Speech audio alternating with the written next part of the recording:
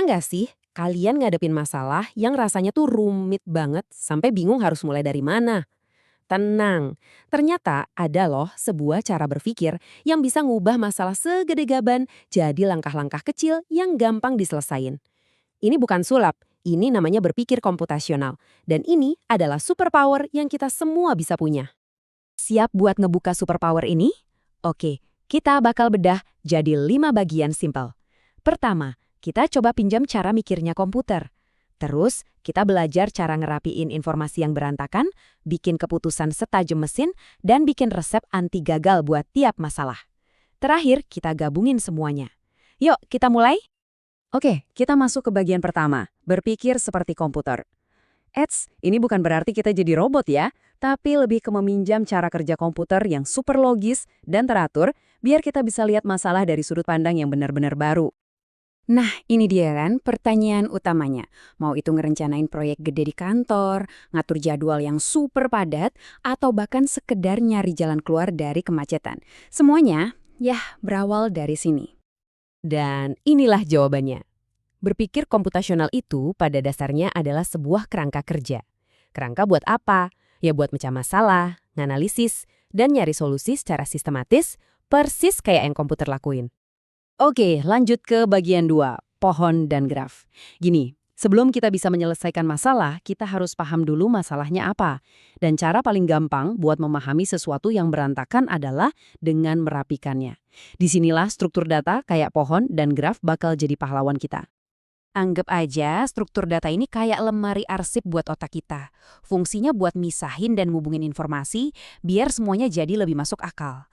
Nah, ada 2 lemari yang paling berguna, yaitu pohon dan graf. Nah, coba lihat deh bedanya di sini. Di sebelah kiri ada struktur pohon, rapi banget dan hierarkis kan? Kayak bagan organisasi, di mana setiap anak cuma punya satu induk. Cocok banget buat silsilah keluarga misalnya.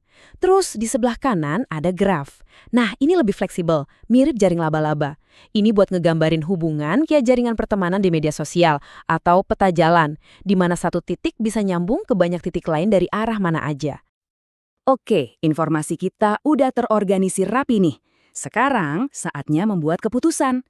Kalau komputer, caranya simple banget tapi luar biasa kuat, yaitu pakai logika. Konsep ini idenya dari seorang ahli logika brilian namanya George Boole. Intinya tuh simpel banget. Semua hal bisa disederhanain jadi 2 kemungkinan aja. Ya atau tidak, benar atau salah. Justru kesederhanaannya inilah yang bikin dia super kuat. Nggak ada tuh yang namanya area abu-abu. Sebuah pernyataan itu kalau nggak bener, ya pasti salah. Udah, itu aja. Dan ini jadi dasar dari semua pengambilan keputusan di dunia komputasi. Dan begini cara kerjanya secara praktis. Benar itu bisa diwakilin sama angka 1 atau bahkan warna putih. Sementara salah itu jadi angka 0 atau warna hitam. Ini nunjukin gimana ide abstrak tentang kebenaran bisa diubah jadi sinyal nyata yang bisa diproses sama mesin. Keren kan? Lanjut ke bagian keempat, algoritma. Jadi kita udah punya data yang rapi. Dan kita juga udah tahu cara bikin keputusan benar atau salah. Sekarang kita butuh sebuah rencana. Sebuah resep langkah demi langkah buat mencapai tujuan kita. Nah, itulah yang namanya algoritma. Coba deh, bayangin algoritma itu kayak resep masakan. Kalau kamu ikutin setiap langkahnya dengan benar, kamu dijamin bakal dapat hasil yang sama setiap kali masak. Jelas, berurutan, dan efektif. Sebenarnya kita semua itu pakai algoritma setiap hari loh, tanpa kita sadari. Rutinitas pagi kamu, cara kamu bikin kopi, atau bahkan urutan kamu makan itu kan sebenarnya serangkaian langkah yang diulang-ulang. Jadi intinya adalah kamu tuh sebenarnya udah jago bikin algoritma. Oke, bagian terakhir, kekuatan berpikir komputasional. Sekarang yuk kita satuin ketiga pilar tadi, struktur data, logika, dan algoritma. Dan kita lihat gimana mereka bergabung jadi satu kesatuan superpower buat mecahin masalah. Nah, ini dia rangkumannya, proses lengkapnya. Bayangin deh, kamu mau cari rute tercepat pakai aplikasi peta. Pertama, kamu pakai struktur data dalam bentuk graf peta buat lihat semua jalan yang ada. Terus, di setiap persimpangan, kamu pakai logika buat bikin keputusan. Belok kiri lebih cepat nggak ya? Benar atau salah? Nah, semua keputusan kecil itu kalau dirangkai jadi satu, jadilah sebuah algoritma, yaitu urutan belokan yang pasti buat nganterin kamu ke tujuan. Keren kan? Itulah berpikir komputasional dalam aksi nyata. Dan ini yang paling penting buat diingat. Ini tuh bukan cuma buat programmer atau anak IT ya. Ini adalah cara berpikir yang bisa kamu terapkan buat ngerencanain liburan, mulai bisnis baru, atau bahkan buat ngerjain tugas sekolah biar lebih efisien. Ini benar-benar memberdayakan kita semua.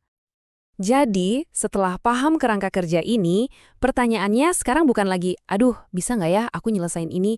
Tapi lebih ke, oke, masalah mana dulu nih yang mau aku beresin? Coba deh, pikirin satu aja masalah dalam hidup kamu sekarang.